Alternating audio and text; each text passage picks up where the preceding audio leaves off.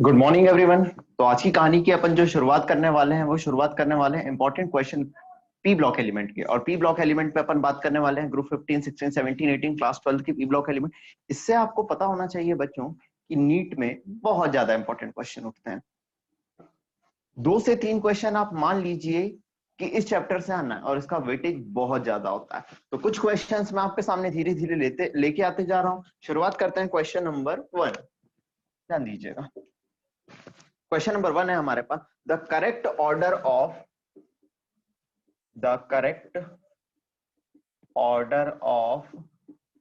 increasing oxidizing power is चलिए आपके पास options दिए हुए हैं, chlorine, bromine, fluorine, iodine. Next option आपके पास दिया हुआ है fluorine, bromine, chlorine, iodine. Next option आपके पास दिया हुआ है fluorine, bromine, chlorine, iodine. Next option आपके पास दिया हुआ है आयोडीन, ब्रोमीन, क्लोरीन, फ्लोरीन। तो बेटा इसे मैं on the basis of electrochemical series भी बता सकता हूं या मैं ग्रुप 17 के बेसिस पे बता सकता हूं। आपको पता होना चाहिए ग्रुप 17 में फ्लोरीन की ऑक्सीडाइजिंग पावर सबसे ज्यादा होती है, ठीक है। और नीचे जाने पे ऑक्सीडाइजिंग पावर क्या होती जाती है, घटती जाती है। नीचे जाने पे oxidising fluorine, chlorine, bromine, iodine. यही वजह है कि अगर फ्लोरीन की ऑक्सीडाइजिंग पावर सबसे ज्यादा है तो ये बाकी तीनों को उनके सॉल्ट सॉल्यूशन से डिस्प्लेस कर सकती है। तो answer should be D. Fluorine की ऑक्सीडाइजिंग पावर सबसे ज्यादा होती है, फिर क्लोरीन, फिर ब्रोमीन, फिर iodine. Answer should be D. चलिए नेक्स्ट क्वेश्चन पे आते हैं। नेक्स्ट क्वेश्चन है, देखिएगा, which gas can not be collected over water. बहुत simple question. Which gas can not be collected over water. कौन सी गैस पानी के ऊपर कलेक्ट नहीं की जाती है? ऐसी कोई भी गैस जो ऑक्सीजन से वाटर से रिएक्शन कर जाए, पानी के ऊपर कैसे कलेक्ट कर सकते हैं? जब रिएक्शन ही हो जा रही है तो पानी के ऊपर कैसे कलेक्ट करेंगे? कॉन्सेप्ट याद रखना। ऑप्शन आपके सामने है, O2, N2, PH3 and D है आपके पास SO2। चलो कौन सी गैस पानी से रिएक्शन कर जाएगी? तो आपको पता होना चाहिए SO2 पानी से रिएक्शन कर जाती है। SO2 पानी से रिएक्शन कर जाती है, इसीलिए इसे हम पानी के ऊपर कलेक्ट नहीं कर सकते। लिख लीजिए दोनों क्वेश्चन, फिर आगे बढ़ते हैं,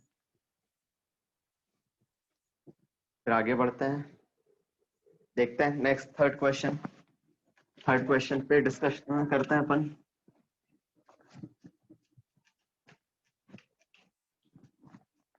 लीजिएगा बच्चों, थर्ड क्वेश्चन है, the correct order of acidic strength of oxy acid. The correct order of acidic strength of oxy acids.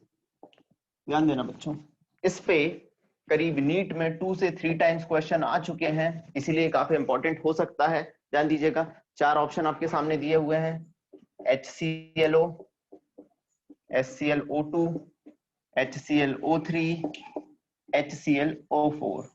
Next option दिया हुआ है HClO4, HClO3, HClO2 and HClO। Next option दिया हुआ है HClO, HClO3, HClO2, HClO4 and last option दिया हुआ है none of the above। अब ध्यान देना, the correct order of acidic strength पूछ रहा है।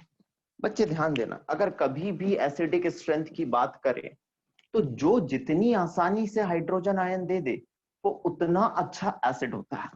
तो देखते हैं भाई, मैं पहले इसको बना रहा हूं, देखिएगा मुझे तो आंसर पता है, आप लोगों को नहीं पता, तो मैं प्रूफ करके दिखाता हूं। क्लोरीन ग्रुप 17 का मेंबर है, मतलब आउटर मोस्ट शेल में 7 इलेक्ट्रॉन, 6 हो गए, ये O और ये 7। अब ध्यान देना बच्चों, ऑक्सीजन ग्रुप 16 का मेंबर, आउटर मोस्ट शेल में 6 इलेक्ट्रॉन, अब होगा क्या, यहाँ पे क्लोरीन से तीन इलेक्ट्रोनेगेटिव एलिमेंट जुड़े हैं, तीन इलेक्ट्रोनेगेटिव एलिमेंट जुड़े हैं। What is the meaning of electronegativity और इलेक्ट्रोनेगेटिव एलिमेंट? इलेक्ट्रोनेगेटिविटी का मतलब होता है शेयर्ड इलेक्ट्रॉन पेयर को अपनी तरफ खींचने की टेंडेंसी। अब जितने ज्यादा इलेक्ट्रोनेगेटिव एलिमेंट जुड़े होंगे वो इलेक्ट्रॉन को अपनी तरफ खींचेंगे, और इलेक्ट्रॉन अपनी तरफ खींचेंगे तो हाइड्रोजन आयन आसानी से निकल जाएगा।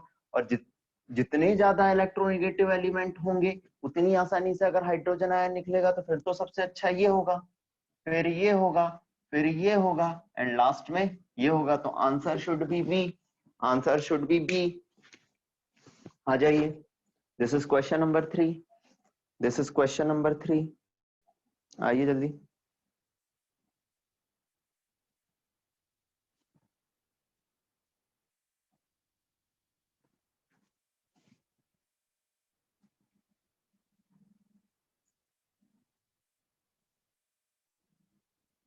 क्या अगले क्वेश्चन पे आ जाएं?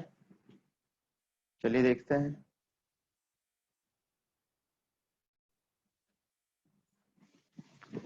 ध्यान दीजिएगा, क्वेश्चन नंबर 4 की बात करें, क्वेश्चन नंबर 4 की बात करें।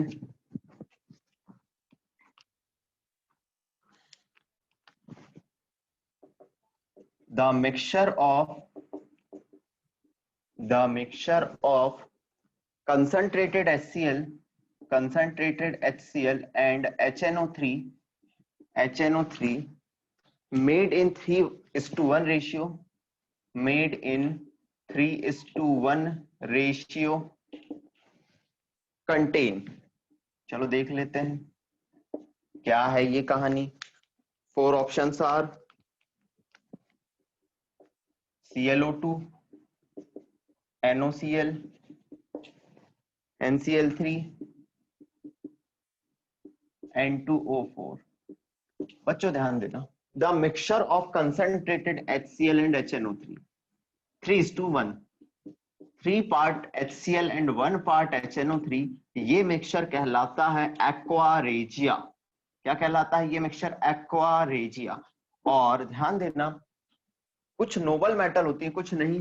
गोल्ड और प्लेटिनम नोबल मेटल होती हैं जो कंसंट्रेटेड नाइट्रिक एसिड में डिसॉल्व नहीं होती, तो उसे, इन दोनों को डिसॉल्व करने के लिए हम 3 पार्ट HCl लेते हैं और 1 पार्ट HNO3 लेते हैं, तो इनमें ये डिसॉल्व हो जाती हैं। चलो भाई, एक नया क्वेश्चन यहां से और पता चल गया। अगर पता चल गया तो भाई, लेकिन हमें ये क्वेश्चन नहीं है, हमें ये है कि the mixture of concentrated HCl and HNO3 made in 3:1 ratio contain। देखते हैं क्या होता है। देखना, मेरे पास है 3 molecules hydrogen, 1 molecule hydrogen, 2H2 निकल गया। चलो ठीक है, और एक NO और Cl क्या बन गया? NOCl बन गया, और 2 मॉलिक्यूल ऑफ क्या आ गए? क्लोरीन आ गए। मतलब आप देख सकते हैं इन दोनों की रिएक्शन से क्या बन रहा है? NOCl बन रहा है। तो आंसर शुड बी क्या होना चाहिए? बी होना चाहिए। ये इंपॉर्टेंट हो सकता है, ये इंपॉर्टेंट हो सकता है क्वेश्चन कहीं ना कहीं। आ जाइए, चलिए नेक्स्ट क्वेश्चन पे आते हैं। क्वेश्चन नंबर 5, ध्यान देना। द एलिमेंट विच फॉर्म, लिखिएगा, the element which form oxides in all oxidation state varying from +1 to +5। ऐसा कौन सा एलिमेंट है जिसमें सारी ऑक्सीडेशन स्टेट पाई जाती हैं +1 से लेके +5 और उनका ऑक्साइड बनता है? चलो देखते हैं, 4 ऑप्शन दिए हुए हैं। बहुत सिंपल क्वेश्चन है ये तो वैसे, नाइट्रोजन, लेकिन पता होगा तो ही सिंपल होगा। Phosphorus, arsenic and D is antimony. चलो देखते हैं। अब आपको पता होना चाहिए नाइट्रोजन के ऑक्साइड कौन कौन से होते हैं? N2O, NO, N2O3, NO2 and N2O5। इसमें ऑक्सीडेशन स्टेट +1, +2, +3, +4, +5, और आप देख पा रहे होंगे ऐसा कौन सा एलिमेंट है जो +1 से लेके +5 तक के सारे ऑक्साइड बनाता है? This one is nitrogen. चलो यहीं पे एक और कहानी रिवाइज करवा दूं। N2 और NO कैसे होते हैं? न्यूट्रल होते हैं, न्यूट्रल होते हैं, और जैसे जैसे ऑक्सीडेशन स्टेट बढ़ती जाती है एसिडिटी बढ़ती जाती है। ये क्वेश्चन भी पूछा जा सकता है, दिस इज वेरी इंपॉर्टेंट। आ जाइए नोट डाउन कर लीजिए।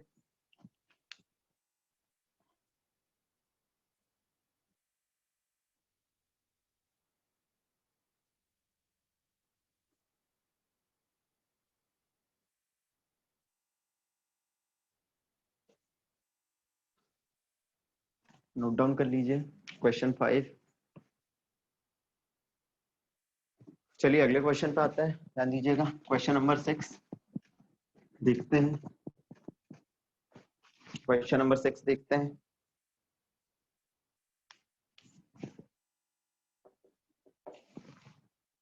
आपके पास है an element x, an element x, ठीक है। Forms compound of the formula, forms compound of the formula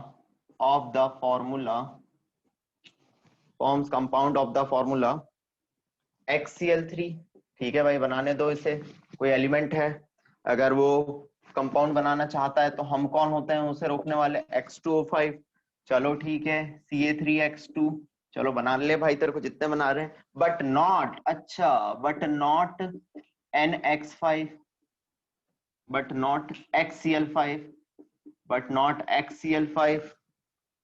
So which of the following is the element? Which of the following is the element? Is the element? ऐसा कोई element है जो ये सारे compound बना रहा है लेकिन HCl5 नहीं बना रहा है? चलो ऑप्शन दिए हुए हैं, नाइट्रोजन, बोरॉन,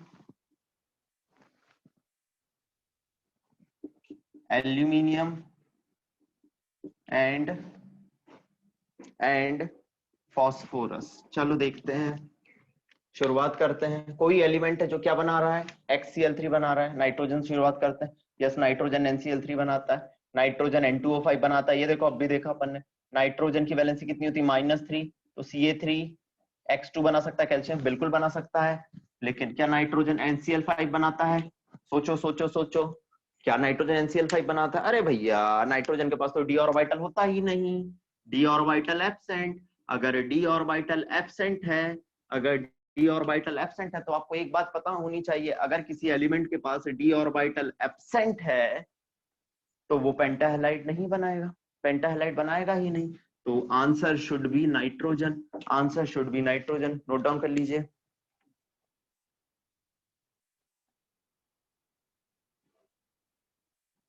नोट डाउन कर लीजिए इसे। चलिए, मेरे पास कुछ जेई के क्वेश्चन है साल 2021 के। अच्छे क्वेश्चन थे, मुझे अच्छे लगे हैं क्वेश्चन। मुझे अच्छे लगने से क्या होता है, एग्जाम में आएंगे ही आएंगे। लिखिएगा, क्वेश्चन नंबर 6 हो गया। आइए लिख लीजिएगा।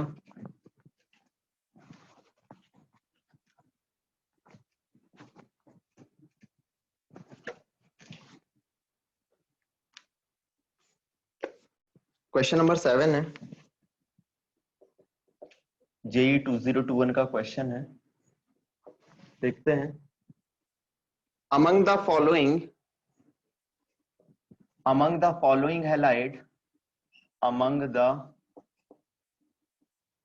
following halide, ठीक है, which is inert to hydrolysis, which is inert to hydrolysis? Options are BF3, options are SiCl4, options are PCl5। NCERT का क्वेश्चन, NCERT का question as it is, SF6।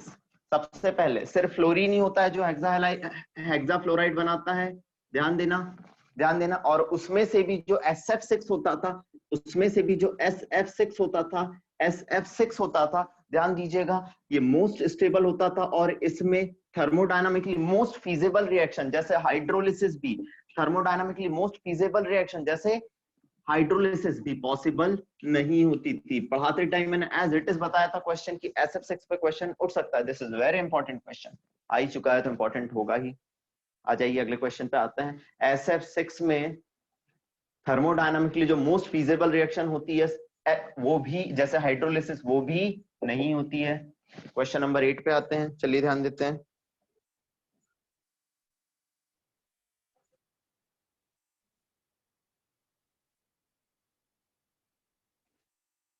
The correct order of electron gain enthalpy is, the correct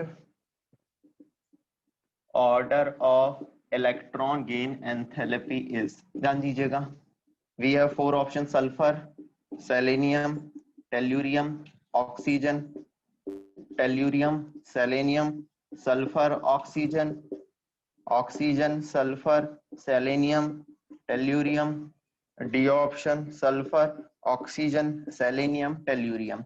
इनको देख के मुझे group 16 के element याद आ गए, इनको देख के मुझे ग्रुप 16 के एलिमेंट याद आ गए। ग्रुप 16 के एलिमेंट में oxygen, sulphur, selenium, tellurium, polonium आते हैं। चलो जो जो दिए उनको लिखते हैं।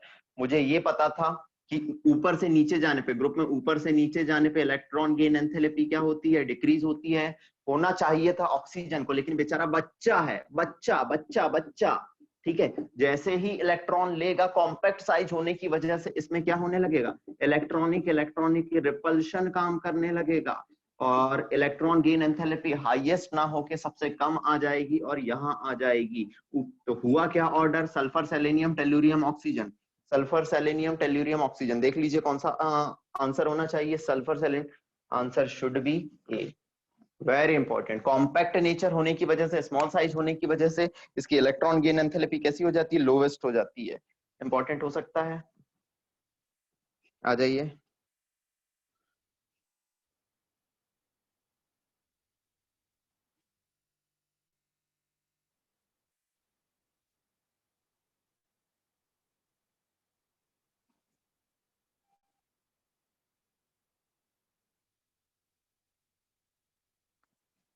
चलिए अगले क्वेश्चन पे आते हैं। ये सारे जेई 2021 के क्वेश्चन हैं, नीट में भी आ सकते हैं, देखते हैं। नेक्स्ट क्वेश्चन, क्वेश्चन नंबर 8 हो चुका था, question number 9। The correct order of bond dissociation enthalpy of halogen is, the correct order of bond dissociation enthalpy of halogen is, the 4 options are chlorine, fluorine, bromine, iodine. Next option is iodine, bromine, chlorine, fluorine. Next option is chlorine, bromine, fluorine, iodine. चलिए, next option is fluorine, chlorine, bromine, iodine. तो ध्यान दीजिएगा बच्चों, आज के बाद कभी भी ग्रुप 17 की, ये सीधी सी बात है, ग्रुप 17 मतलब हैलोजन है, इनमें बॉन्ड डिसोसिएशन एंथैल्पी पूछ ले तो मेरी एक तरीका याद रख लेना। बोलो क्या तरीका, एक था काला ब्राह्मण, ओ हो काला ब्राह्मण भैया, और वो कैसे आया था, फटेहाल आया था। कैसे आया था, फटेहाल आया था। मतलब काला मतलब क्लोरीन, ब्रोमीन, फ्लोरीन, आयोडीन। काला ब्राह्मण कैसे आया था, फटेहाल आया था। अब आपके दिमाग में क्वेश्चन उठा होगा, सर फ्लोरीन का तो साइज छोटा होता है, तो इसकी बॉन्ड डिसोसिएशन एंथैल्पी हाईएस्ट होनी चाहिए, लेकिन ये यहां से उठ के इधर क्यों आई। जिंगल तो आपने याद करा दी, काला ब्राह्मण फटेहाल आया, ये हमारा तरीका हो गया। लेकिन बेटा छोटा साइज है, आउटर मोस्ट शेल में ग्रुप 17 का मेंबर तो 7 इलेक्ट्रॉन, ग्रुप 17 का member 7 electron, inter electronic repulsion होने लगता है। इंटर इलेक्ट्रॉनिक रिपल्शन होने से इसकी बॉन्ड डिसोसिएशन एंथैल्पी कैसी हो जाती है, कम हो जाती है, और ऑर्डर क्या होगा, काला ब्राह्मण फटेहाल आया। Answer should be C. आ जाइए क्वेश्चन नंबर 9 पे।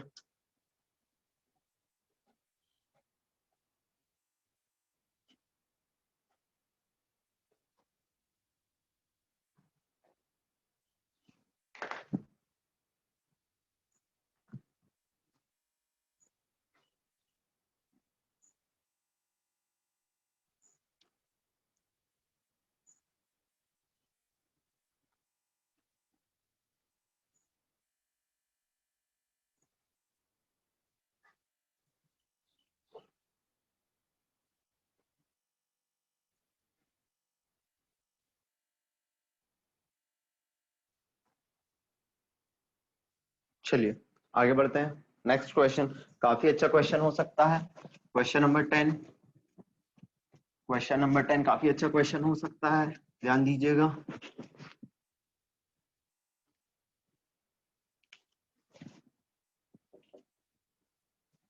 Which among the following species has unequal bond length? Which among the following species has unequal bond length? वैसे ये क्वेश्चन चैप्टर केमिकल बॉन्डिंग का है, लेकिन ग्रुप 16 के एलिमेंट का एप्लीकेशन इसलिए मैं बता रहा हूं। ए ऑप्शन इज BF4 नेगेटिव, B option is XCF4, C option is SF4, D option is SIF4। चलिए अनइक्वल बॉन्ड लेंथ बोल रहा है। कभी भी अनइक्वल बॉन्ड लेंथ बोले ना बेटा, तो मेरे दिमाग में एक चीज आती है कि जब भी sp3d हाइब्रिडाइजेशन होता था, sp3d हाइब्रिडाइजेशन होता था, तो एक्सियल बॉन्ड कैसे होते थे? बड़े होते थे, किसकी तुलना में? इक्वेटोरियल बॉन्ड की तुलना में।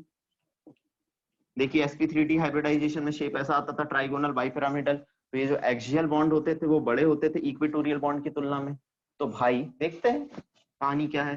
हाइब्रिडाइजेशन निकालने का तरीका जिसको नहीं आता, देखो इधर half number of monovalent atom m plus v मतलब कितने वैलेंस इलेक्ट्रॉन है? ग्रुप 13 का मेंबर होता है बोरॉन, तो आउटर मोस्ट शेल में 3 इलेक्ट्रॉन, -1 है तो +1 कर दो, 4 3 7 और 8/2 मतलब 4 मतलब sp3 हाइब्रिडाइजेशन। ये आंसर हो नहीं सकता, ये आंसर हो नहीं सकता। चलिए शुरुआत करते हैं। XCF4 हाइब्रिडाइजेशन निकालना है, हाफ कितने monovalent atom? m plus v मतलब ये फॉर्मूला होता है बच्चों, v मतलब जिनॉन वैलेंस इलेक्ट्रॉन, ग्रुप 18 का मेंबर मतलब आउटर मोस्ट शेल में 8 इलेक्ट्रॉन, 8 कोई चार्ज है क्या? नहीं है। 8 8 4 12/2 मतलब 6 मतलब sp3d2 हाइब्रिडाइजेशन। ओ हो नहीं है। चलिए SF4 देख लेते हैं, हाफ कितने मोनोवैलेंट एटम? 4, कौन से ग्रुप का मेंबर? 16 का मतलब आउटर मोस्ट शेल में 6 इलेक्ट्रॉन, 6 6 4 10/2 मतलब 5 मतलब sp3d। यस यही होगा। अगर sp3d हाइब्रिडाइजेशन है मतलब भाई साहब ध्यान दीजिएगा, इक्वेटोरियल बॉन्ड कैसे होंगे? एक्सियल बॉन्ड की तुलना में बड़े होंगे। शेप देख लेते हैं, ध्यान देना। कभी भी sp3d हाइब्रिडाइजेशन ग्रुप 16 का मेंबर है, 6 इलेक्ट्रॉन है, 4 ने बॉन्ड बनाए, मोस्ट इलेक्ट्रोनेगेटिव एलिमेंट ऑक्यूपाई। सबसे पहली बात इक्वेटोरियल पोजीशन देखते हैं, एंड लोन पेयर ऑक्यूपाई, एक लोन पेयर बाकी है। सीसॉ शेप, ये बॉन्ड बड़े होंगे और एक्सियल बॉन्ड बड़े होंगे, और इक्वेटोरियल बॉन्ड इसके कैसे होंगे? छोटे होंगे। ये तो हम केमिकल बॉन्डिंग में पढ़ाते हैं, अब यहाँ पे क्वेश्चन आ गया है तो हमने करा दिए हैं। चलिए तो answer should be C, answer should be C, question 10। आगे बढ़ते हैं।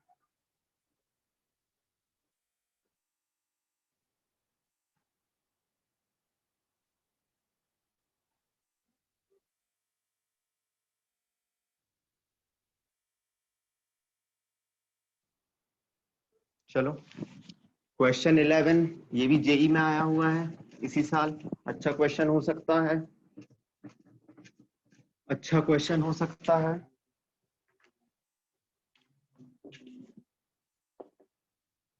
The oxidation state of nitrogen, the oxidation state of nitrogen in NO, N2O and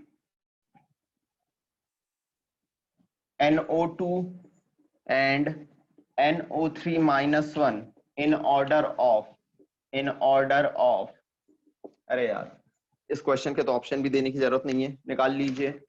N2O oxidation state, nitrogen X plus oxygen -2 is equal to 0, तो X is equal to +2। चलिए N2O nitrogen X ऐसे दो molecule है, plus -2 is equal to 0, तो 2x is equal to 2, तो x is equal to +1। चलिए NO2 nitrogen X plus oxygen -2 into 2 is equal to 0, तो x is equal to +4। चलिए NO3-1 nitrogen X plus oxygen -2 into ऐसे 3 दिए हुए हैं और चार्ज कितना है -1 है तो -1 लिखा, तो x इज इक्वल टू -1 + 6 कितना हो गया, x इज इक्वल टू +5। तो ऑर्डर क्या होगा, NO3 -1 में सबसे ज्यादा, फिर NO2 में, फिर NO में, फिर N2O में। जो ऑप्शन अगर देता भी ऑप्शन तो उस ऑप्शन के अकॉर्डिंग ये आंसर होता। आ जाइए।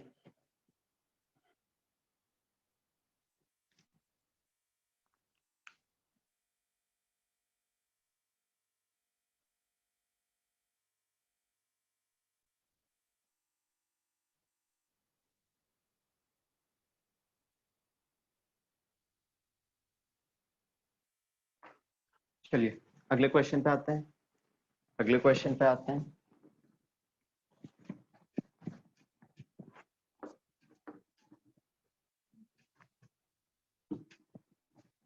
नेक्स्ट क्वेश्चन 11 हो गए थे या 12 हो गए थे शायद। चलिए क्वेश्चन नंबर याद नहीं आ रहा है, 11 था या 12 था। चलिए 13 देख लेते हैं। Question number 13, which of the following oxide is most acidic? Which of the following oxide is most acidic? The options are Ag2O, V2O5, CO and D is N2O5। चलिए क्या पूछ रहा है, which one of the following oxide is most acidic.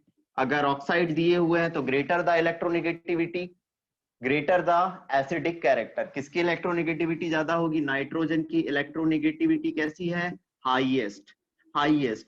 तो इसका oxide भी कैसा होगा, मोस्ट एसिडिक। और आपको पता होना चाहिए non metallic oxides are most acidic और non metallic oxides are acidic, और उनमें भी जिसकी इलेक्ट्रोनेगेटिविटी ज्यादा होती है वो सबसे ज्यादा एसिडिक होता है। फ्लोरीन की इलेक्ट्रोनेगेटिविटी, फिर ऑक्सीजन और फिर नाइट्रोजन। पता होना चाहिए नाइट्रोजन की इलेक्ट्रोनेगेटिविटी फ्लोरीन ऑक्सीजन के बाद आती है। आ जाइए।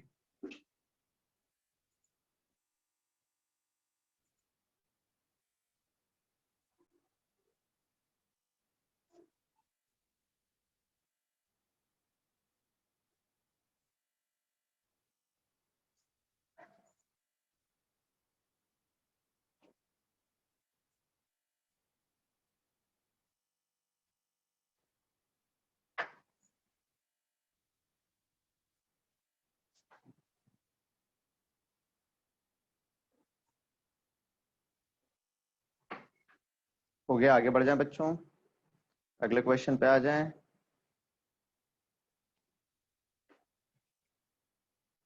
चलिए देखते हैं अगला क्वेश्चन, क्वेश्चन नंबर 14।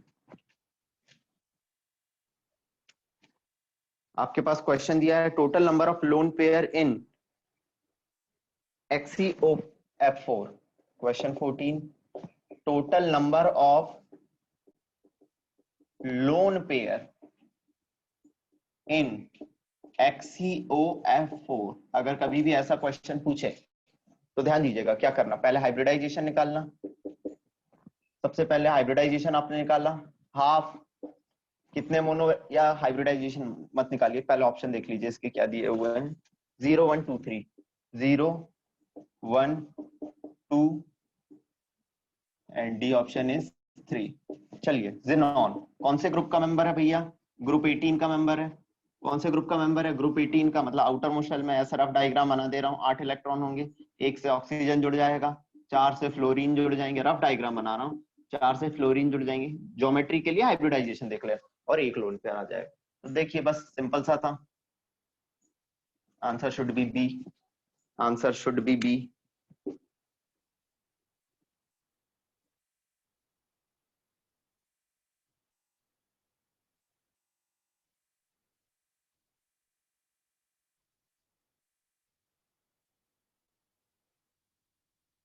चलिए अगला क्वेश्चन देखते हैं, ये अच्छा क्वेश्चन है, काफी अच्छा क्वेश्चन है ये, ध्यान दीजिएगा। क्वेश्चन नंबर 15 लिखा हुआ है, which one of the following is the, देखना, which one of the following, which one of the following is the correct decreasing order of, is correct decreasing order of boiling point. देखते हैं correct decreasing order of boiling point. आपके पास है H2TE, H2O, H2SE and H2S। ओ हो group 16 के hydride बढ़िया है, कोई दिक्कत नहीं। H2O, H2S, H2SE, H2TE। अगला H2TE, H2SE, H2S and H2O बढ़िया है। D, H2O, H2TE, H2SE and H2S hydride दिए हैं ग्रुप 16 के। अब आपको पता होना चाहिए, ध्यान दीजिएगा। आपके पास था H2O ग्रुप 16 का hydride, oxygen, sulphur, selenium, tellurium. नीचे जाने पे वॉन्डर वॉल फोर्स बढ़ रहे हैं। वॉन्डर वॉल फोर्स साइज पे डिपेंड करता है, साइज पे डिपेंड करता है। साइज बढ़ रहा है, वॉन्डर वॉल फोर्स बढ़ते जाएंगे तो भाई बॉइलिंग पॉइंट बढ़ता जाएगा। लेकिन ऑक्सीजन के सामने, हाइड्रोजन के सामने ना कभी भी फ्लोरीन ऑक्सीजन नाइट्रोजन आ जाए, ऑक्सीजन के सामने कभी भी हाइड्रोजन के सामने कभी फ्लोरीन ऑक्सीजन और नाइट्रोजन आ जाए तो हाइड्रोजन बॉन्डिंग कर लेता है। और वाटर में तो आपको पता होना चाहिए कि एक वाटर मॉलिक्यूल 4 वाटर मॉलिक्यूल से और घिरा होता है, तो इसका बॉइलिंग पॉइंट इनके बाद यहां आ जाएगा और एक्सेप्शनली इसका हाई हो जाएगा due to hydrogen bonding. Hydrogen bonding तो आंसर क्या होना चाहिए? H2O, H2TE, H2SE, H2S। Answer should be D. तो ये कहानी हुई आज कुछ इंपॉर्टेंट क्वेश्चन की, जिसमें हमने 15 क्वेश्चन करे। अगले लेक्चर में मैं कुछ ऐसे ही क्वेश्चन लेके आते जाऊंगा। क्वेश्चंस अच्छे लगे हो तो अपने जान पहचान वाले मित्रों से भी शेयर करें। आज के लिए धन्यवाद। Have a good day, have a nice time.